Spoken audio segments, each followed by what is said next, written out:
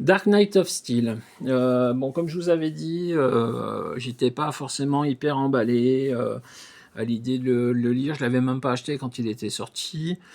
Je l'avais pris pour pouvoir avoir des goodies à Angoulême, en me disant ça fera la blague.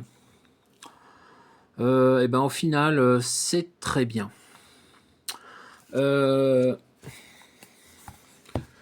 L'histoire tient en deux albums. Il y a un album qui sort là au mois d'avril que je vais sûrement acheter.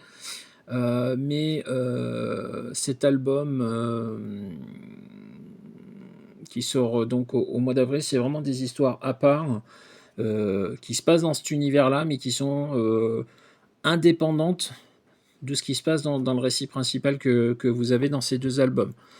Euh, on est sur une ambiance effectivement médiévale, donc il y en a beaucoup qui ont fait du rapprochement avec Game of Thrones.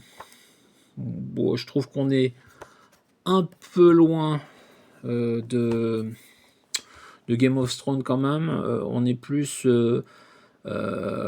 sur des séries comme Le Roi Assassin, je sais plus le nom m'échappe. Enfin, ces séries de romans-là, vraiment médiévaux, c'est pas du tout aussi violent que Game of Thrones, c'est pas aussi sexué que Game of Thrones. Game of Thrones. Mais non, franchement, c'est très bien. Tom Taylor fait du très bon boulot. Yasmine Poutri au dessin s'en sort très très bien. Le dessin, encore une fois, est très sympathique.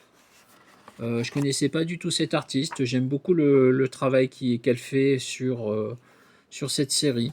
Donc voilà, hein, le genre de page qu'on peut avoir. Donc on est sur un trait qui est quand même assez classique, hein, mais qui est sympa. Je vais vous présenter le deuxième tome, hein, parce qu'il n'y a pas que le premier dans la vie. Il y a quelques surprises. Tiens, j'ai encore mon marque-page dedans. Il y a quelques surprises au niveau du scénario. Bon, bah, on est sur du médiéval, donc on voit des dragons, on voit des épées. Non, franchement, c'est sympa, hein. Ça se laisse lire. Il y a quelques twists au niveau du scénario qu'on voit pas forcément venir, mais c'est sympa. Donc le dessin est bien, le scénario est bien. Tom Taylor fait un bon boulot. Je suis très très agréablement surpris de la qualité de cette histoire. Je pensais que c'était encore une fois un gimmick de plus. Et pour un gimmick de plus, ben le résultat est pas si mal. Ça reste un gimmick de plus, à savoir la Justice League dans un monde médiéval, mais c'est plus qu'honnête pour le résultat. Une bonne note de 14-15 très facilement. C'est vraiment...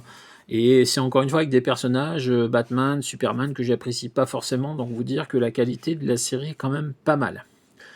Et on va continuer la suite de ces analyses de lecture avec parce que ça m'a donné envie de relire ça. Donc vous ne soyez pas surpris si vous revoyez le nom Tom Taylor rapidement. A tout de suite pour la suite.